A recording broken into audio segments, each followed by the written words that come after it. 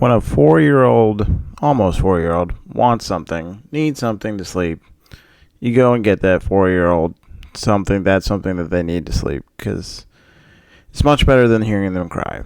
And so as a result, I was forced to go to IKEA to get a plush elephant for my nephew. I had never been to IKEA before, and it was a very eye-opening experience for me. Welcome to the Rishi Mishra podcast. My name is Rishi. I'm going to dive into IKEA a little bit. One, I'd never been there. Get there, looks like a normal store. Get in. Slightly confusing. There's an upstairs, downstairs. Sure. I managed to look at the map, see where the kids section is. Able to find this plush elephant. There's a lot of other plush animals there, and they're all staring at you. So, you know, and they're not life size, obviously, but they're like big enough where it's just like you can see their eyes, and I don't know. I ended up having to buy 2 elephants because the other one looks sad. That's just me. But then within IKEA, apparently, this is something, as a person who has never been there, I did not know. In order to check out, you had to walk through the entire freaking store. And someone I told this to was like, oh, you just got to be able to find the shortcuts. There were like 2 shortcuts, and you still had to walk through the entire store. I was so infuriated. I just wanted to buy a plush elephant. I had to walk through the entire store just to check out. And I couldn't believe it. I was like, it felt like a never ending, like I was like never going to escape. Like you were always just going to be there, and you're in IKEA forever. It reminds me of like, if you're basically addicted to shopping, IKEA is perfect for you. You will find whatever you want in there. Just take a shopping cart and just put everything. You might need 2 shopping carts and just put everything in it. It feels like a bad place for people that are addicted to shopping. It's like the 1-800-GAMBLER, except it'd be like 1-800-IKEA help, HLP.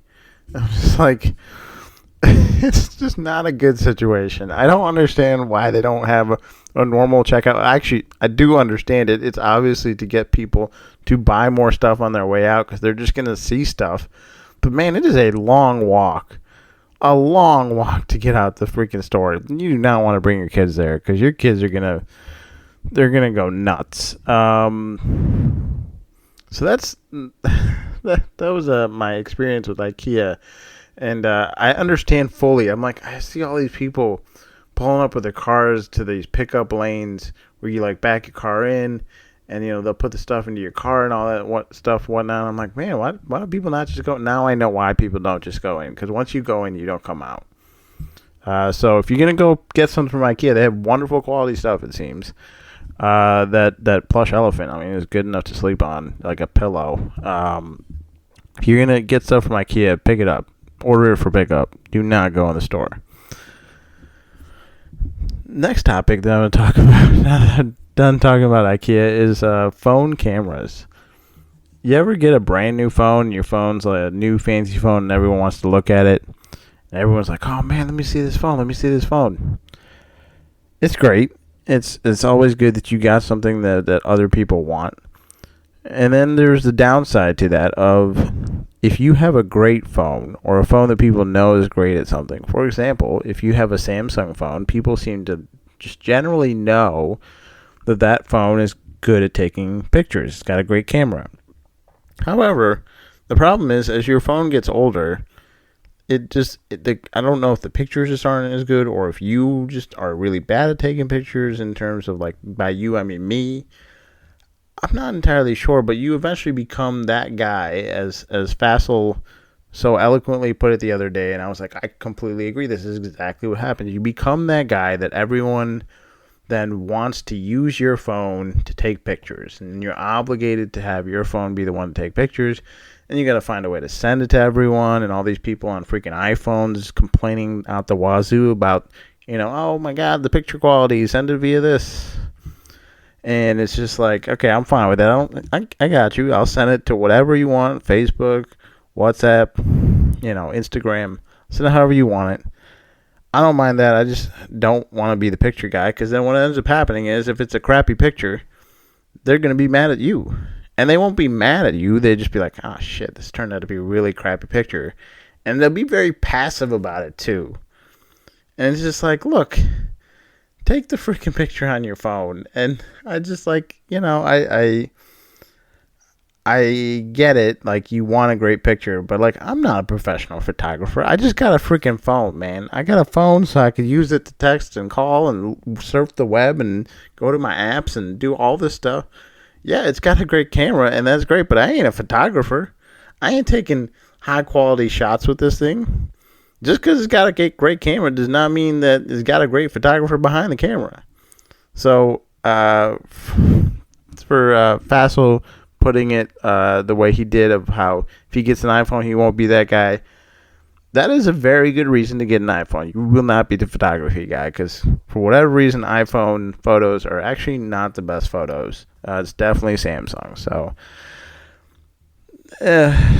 yeah. And then my last thing that I'm going to talk about is I had an experience today that is so weird. It's just like surreal, and I didn't even know what the heck was going on. So, I'm going to pick up my family from the train station in Elmhurst. And I decided I haven't had breakfast. It's like 9 o'clock in the morning, and it's a Sunday.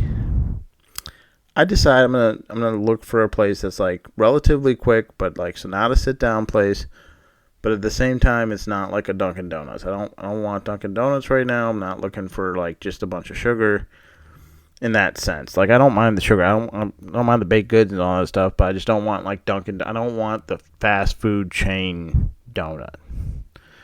And so I'm looking for a place, and I'm driving near Villa Park, and I found this place called like Java Coffee or something like that. I can't remember what it's called, but like, I go in there, and I'm like, I park, and it's in the shopping mall type of area. It's relatively, there's a decent amount of cars, but nothing crazy. And the door's open. There's like a little bowl with water for a dog, and it's like voted best coffee east of the Mississippi. And I was like, all right, cool. Let me go in there. I walk in. There's like two people sitting at a table reading a newspaper, and then there's nobody behind the counter. There's a chalkboard sign up. It just has coffee and like hot chocolate and stuff like that. And then there's one dude by a bookshelf to the right of that. There's nobody else in the store. I walk in. I'm looking around. There's nobody, like I said, nobody behind that counter. I'm assuming the guy next to the bookshelf is the one that's running this stuff. I'm not entirely sure. And maybe I'm wrong. Maybe the person running it was just like in the back. But it was just like so surreal. I literally stood there for about like a minute and a half, 2 minutes, just like, and nobody said a word. Nobody moved. Nobody even acknowledged my existence. And it was just so weird. And I was like, all right, well, I guess if nobody's going to do anything. One, I also wanted food. And the fact that they didn't have any food was kind of disappointing me. So I just walked out. And I was just like, I don't get it. And I went back to the car, got inside, and I was like, well, I need to find a place to eat. And I was like, that's so weird, because I saw a picture of food, realized that somebody messed up, and they put that picture of food in the job. There's a bakery literally next door to the right of it. And it's a great, it looks like this little hole-in-the-wall bakery, and it is. And I walk in, there's a couple people in there already getting stuff. So I'm like, all right, this is good. You got people getting stuff. I mean, it's got to be good. Then one guy had actually walked out, and that's what, like, I saw that. And I'm like, oh, shoot, that's a bakery right there. And I got a white chocolate raspberry scone. I got a blueberry muffin, and then 4 small shortbread cookies with M&Ms in them. And that cost me $5.15. I was just like, holy smokes, this is cheap. I don't think I could get that at any fast food chain for that cheap. I don't know. I'm like, some of these, like getting a good scone, the scone was freaking amazing. Also, gonna get into this in a second, but the scone was amazing, and scones are better heated up. I'm gonna get to that in a little bit. But anyway, for all that, like a scone usually costs like $4 or $5, maybe $4. $4 for a scone. Blueberry muffins, like be like another $2.50. The cookies probably be like $2. I mean, you're looking at like $10 at a freaking fast food place, like a Panera Bread. You're spending oodles of money for that same type of food. And I was like, man, this guy is like super chill, and like, I don't know, I just really like that bakery. Coffee shop was super weird, super surreal. That like, I basically got treated like a ghost in there. So, but back to real quick on the scones. I had never heard of this before. There's this place called Scone House in Winfield, I want to say it is. It's by Central DuPage Hospital. I want to say it's Central DuPage Hospital. It's by a hospital. I think it's Central DuPage. And it's called Scone House. And they, like, the first time I went there, I got asked, like, do you want it warmed up? And I'm like, sure, I think. Is it better warmed up? And they're like, yeah. And then, like, they warm up the scones and give it to you. Scones are better warmed up. However you got to do it. Whether you warm it up in the microwave for, like, a few seconds, or you do whatever you get. Scones are better warmed up. Warm up a scone. You will not regret it.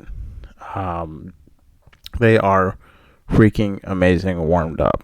And scones are now like one of my most favorite things. Not just because Roshani makes scones, blueberry scones that taste freaking fantastic, but because of the Scone House place as well.